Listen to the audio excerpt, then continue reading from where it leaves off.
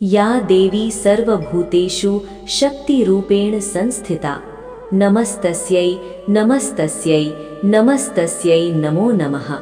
नवरात्रि की हार्दिक शुभकामनाएं।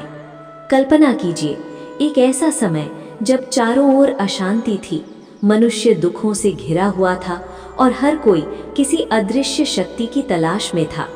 ऐसे ही समय में माँ आदि शक्ति अपने भक्तों की पुकार सुनती हैं और नवरात्रि के रूप में धरती पर आती हैं। नवरात्रि का पहला दिन एक नई शुरुआत का संकेत है, एक नई शक्ति का संचार है। ये दिन समर्पित है माँ दुर्गा के प्रथम स्वरूप माँ शैलपुत्री को। माँ शैलपुत्री पर्वतराज हिमालय की पुत्री, अटल, अडिग और शक्तिशाली। इनके मस्तक पर अर्धचंद्र, हाथ में त्रिशूल और कमल और वृषभ यानी बैल पर सवार माँ। ये हमें सिखाती हैं, जीवन में चाहे कितनी भी कठिनाइयां आए, हमें कभी डगमगाना नहीं चाहिए। बहुत समय पहले प्रजापति दक्ष की पुत्री सती का विवाह भगवान शिव से हुआ था।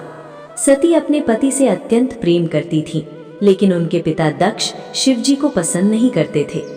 एक दिन दक्ष ने एक भव्य यज्ञ का आयोजन किया, जहां सभी देवताओं को बुलाया गया, लेकिन जानबूझकर भगवान शिव और सती को नहीं बुलाया गया। जब सती को ये पता चला तो उनके मन में एक पीड़ा उठी। उन्होंने शिवजी से कहा, हे स्वामी, मैं अपने पिता के घर जाना चाहती हूँ।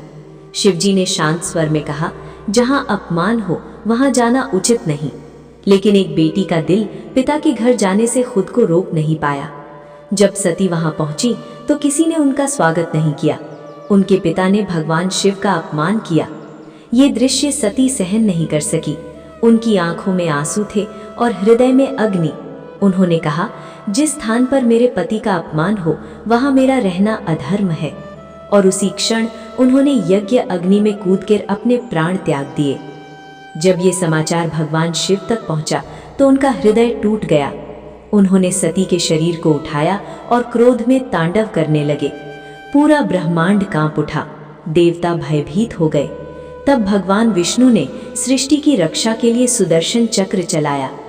समय बीता, सती ने पुनः जन्म लिया, इस बार पर्वतराज हिमालय के घर, और बनी माँ शैलपुत्री। बचपन से ही उनका मन शिव में लगा रहता था। उन्होंने कठोर तप किया और पुनः शिवजी को प्राप्त किया। एक बार एक गरीब भक्त था जिसके पास कुछ भी नहीं था, लेकिन उसके पास था माँ के प्रति अटूट विश्वास। प्रथम नवरात्रि के दिन वो उपवास रखता, दीप जलाता और कहता, हे माँ, मुझे धन नहीं, बस आपका साथ चाहिए।